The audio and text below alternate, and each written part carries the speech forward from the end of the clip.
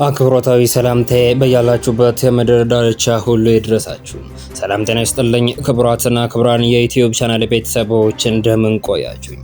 ለሰዓቱ ብታደምጧቸው መልካም ናቸው ያልኳቸውን ሰበር እንዲሁም አጫጭር መረጃዎችን ይዤ ቀርብ ያለው አብራችሁኝ ቆዩም። በቅድሚያም መረጃዎቹን ልንገራችሁ።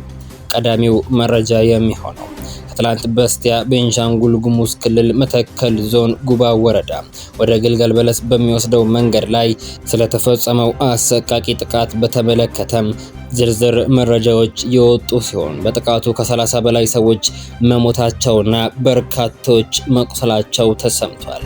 ስለዚህ አሳዛኝ ዝርዝር መረጃ ወጥቷል። በቦታው ከነበሩ ሰዎችም መረጃ የተሰማ ሲሆን መረጃውን ወደ እናንተ የማደርሰው ይሆናል።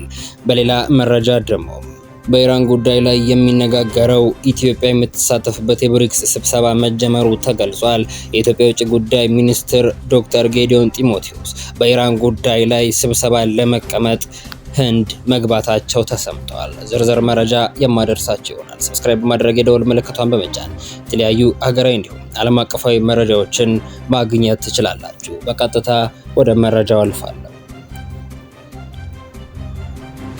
በቅድሚያም ካሳዛኙ መረጃ እጀምራለሁ።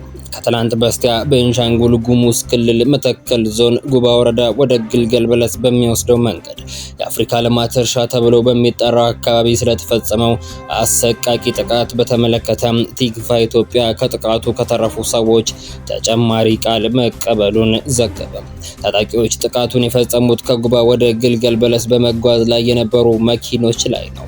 በዚህም በርካታ ሰዎች ማለትም 30 በላይ ሰዎች መገደላቸው፣ እጅግ በርካታ ሰዎች መቁሰላቸው፣ የደረሱበት ያልታወቁ መንገደኞች መኖራቸውና ተሽከርካሪዎች መቃጠላቸው ቲክቫ ኢትዮጵያ ሰምቻለሁ ብሏል። አንድ ከጥቃቱ የተረፉ የጉባ ወረዳ የመንግስት ሰራተኛ ለቲክቫ ኢትዮጵያ የሰጡት ቃል እንዲህ ብለዋል። ጥቃቱ የተፈጸመብን ከጉባ ወረዳ ዋና ከተማ ማንኮሽ ከተማ ተነስተን ወደ ግልገል በለስ የተጓዘን ባለንበት አይሴዴ ቀበሌ የአፍሪካ ልማት እርሻ ተብሎ በሚጠራው አካባቢ ነው። ቦታው ዳገታማ ነው። መኪኖች መጀመሪያውኑ ተቀራርበው ሲሄዱ ነበር። አንድ የመንግስት ፒክአፕ መኪናና 3 የህዝብ ማመላለሻ ቅጥቅጥ መኪኖችን ታጣቂዎች አስቁመው ተሳፋሪ እያስወረዱ ማንበርከክ ጀመሩ። ታጣቂዎቹ ሰው ማስወረድና መዝረፍ የጀመሩት ከአራተኛው መኪና ነበር ብለዋል።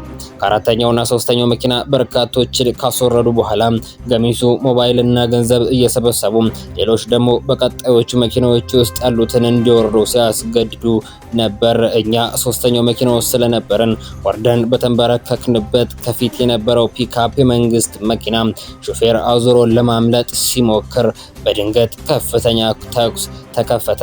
በዚያ አጋጣሚ እኔን ጨምሮ በርካቶች ወደ ጫካ ለማምለጥ ብንሞክርም የጥይት ሩምታ ስለተለቀቀብን አብሮኝ ለስራ ወደ ግልገል በለስ ሲጓዝ የነበረ የስራ ባልደረባዬን ጨምሮ በርካቶች ተገደሉ። እኔ በፈጣሪ ፈቃድ በህይወት ተረፍኩኝ ብለዋል። ቲክቫ ኢትዮጵያ ሌሎች በማንኮሽ ጤና ጣቢያ በሕክምና ላይ እንዳሉ የገለጹ 2 ከጥቃቱ የተረፉ ተሳፋሪዎችን አነጋግሬያለሁ ብለዋል።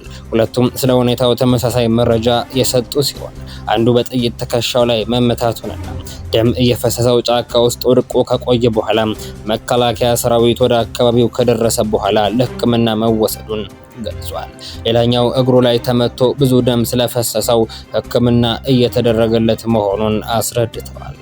ቲክቫ ኢትዮጵያ ወረዳው ላይ የሚገኝ አንድ የፖሊስ ምንጭን አነጋግሯል። ከጥቃቱ አንድ ቀን አስቀድሞ ከታጣቂዎች ጠፍቶ የመጣ አንድ ሰው መረጃ አድርሶን ለሚመለከታቸው የበላይ ጸጥታ አካላት መረጃ አድርሰን ነበር ብለዋል።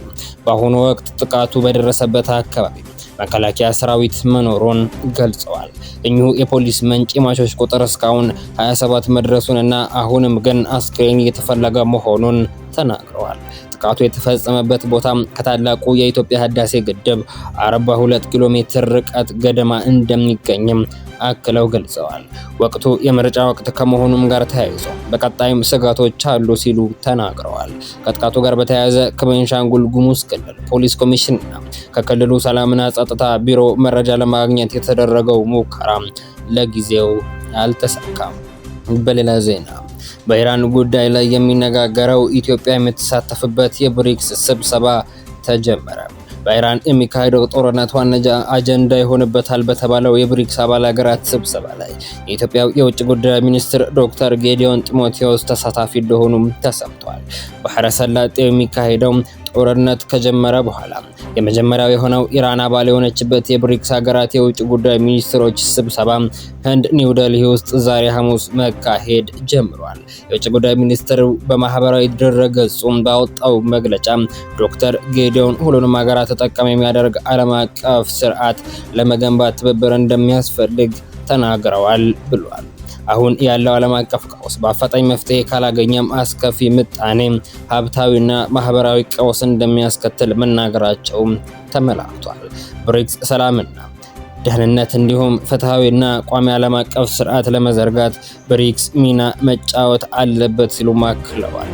በአሜሪካና በእስራኤል ጦርነት የተከፈተባት ኢራን አባል የሆነችበት የብሪክስ ስብሰባን ከ2 ዓመት በፊት የተቀላቀለችው ኢትዮጵያ በውጭ ጉዳይ ሚኒስትሯ ተወክላ ስብሰባውን ተካፍላለች። ጦርነት ውስጥ የምትገኘው ኢራን በስብሰባው ላይ እንዲገኙ የውጭ ጉዳይ ሚኒስትሯን አባስ አራግቺን ወደ ህንድ የላከች ሲሆን ሚኒስትሩ ከስብሰባው ጎን ለጎን ለብሪክስ አባል ሀገራት አቻዎቻቸው ጋር ውይይት እንደሚያደርጉ ተገልጿል።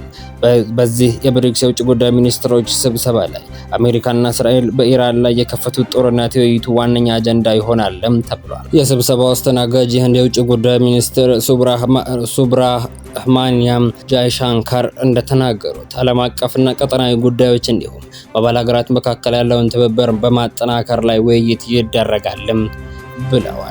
ክቡራን አድማጮች ለሰዓቱ በታደምጡት ያልኩት መረጃ ይህንን ይመስላል። ከጥቂት ሰዓታት በኋላ በሌሎች መረጃዎች ተመልሰን እስክንገናኝ በያላችሁበት የምድር ዳርቻ ሁሉ ያማረና የተዋበ ጊዜ እንዲሆንላችሁ ተመኘሁ።